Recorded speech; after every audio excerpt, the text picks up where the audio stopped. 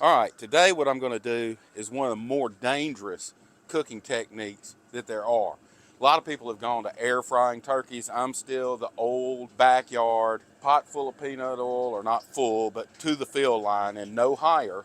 And I've got my turkey here that I've got to prep before I go in. One of the things you need to do is get that ice out of the inside of the cavity of the turkey, because when that hits that hot oil, it pops, and that is a fire hazard. Another thing you're going to see that I do is when I get this to temp, I am going to completely turn the flame off before I put the turkey in. That way, any overflow or anything like that isn't getting down and hitting fire and becoming a fireball. Once I get the turkey situated in the pot and going, I turn the heat back on. Right now, what I'm going to do is inject this bird with a Cajun butter. And normally I don't show labels or anything, but this is Tony Cha-Cha's, Tony Chasseries.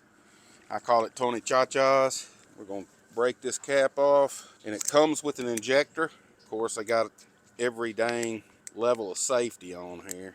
We're going to stick the injector in, draw up some injectable butter, and when this bird hits the water, and what I'm doing is as I'm injecting, I'm pulling out. That's bringing that butter all through that breast, and you can see it's plumping up that breast. Breast is the driest part of the bird. That's why I always make sure I inject it. And what's going to happen with these holes that I've punched with this needle, when you put that skin in, it's going to sear down in that pot and cover that hole and keep that butter in this breast, keeping it to be a moist turkey breast. Now, one of the things that a lot of people do, the spices they put on the outside of the bird, is completely different from what I do. I put a barbecue rub on it, so it's going to make a bark. This thing's going to come out being black like it would if you've had it in a smoker or brisket and made a bark. And a lot of people go, oh, you burned your bird. No, I didn't burn my bird. That's the way I want it. Put a little bit in these legs. This bird is a 15.5 pound bird. So what I do when I'm frying it, I get my oil up to 350, and I figure 3 minutes per pound of bird that I'm cooking. And then I put a 5-minute safety factor. So since this is a 15-pound bird, I'm looking at 45 minutes with a 5-minute safety factor, making it 50 minutes of cook time.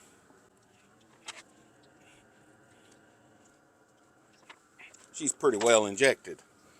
Now to put my rub on. So for my rub, I'm going to put it pretty liberally on here.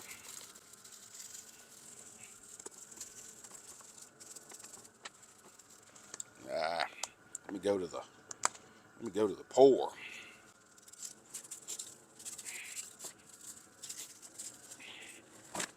That's my favorite part of the bird, is attacking this back, getting all those little chunks of meat.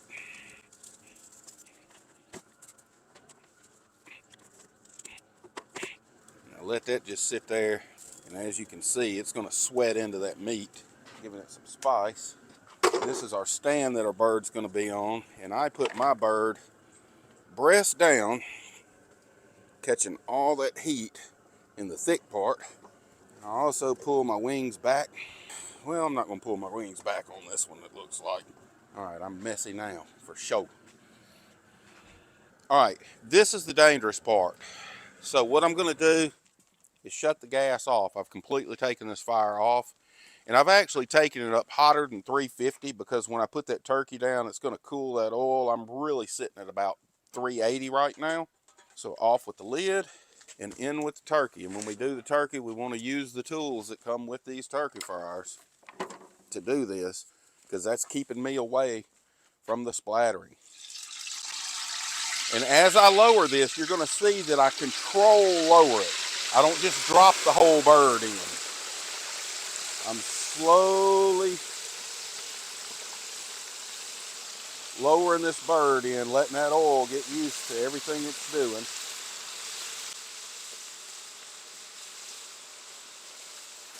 Now she's on the bottom. And you notice I don't have any flame going right now under this thing. To get those splatters and splotches down, I'm going to go ahead and put this lid on and see what it brings that oil to with the bird in it now. Yeah, see, it's brought us down to 315, 320 degrees. But once I've got that bird safely in, I need to do this. Hey Siri, turn on timer for 51 minutes and strike this fire back up. And that's it in a nutshell until we pull her out. We'll see you when we do that. All right, so here we are. We've been in there for about 50 minutes and some change. I'm gonna turn my heat off, come out with this. Oh, it's looking like fried turkey.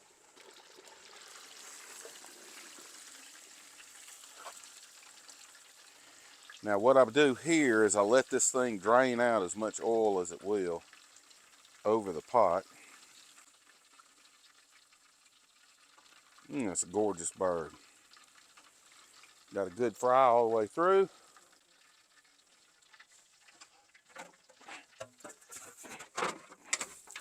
Now comes the fun part. Getting it off the stand.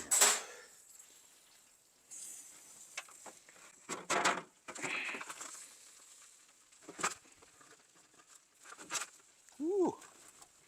Heat resistant gloves aren't so heat resistant. They're heat resistant enough. I would have burned my hands up if I'd done that otherwise. And that's ready to go in the house. We're going to let that bad boy rest for about 30 minutes before we go to carving. And then Thanksgiving dinner is going to be fried turkey, ham, dressing, corn casserole, green bean casserole, squash, peas. You know, it's a Thanksgiving meal. So that's how I do a fried turkey. Y'all take care.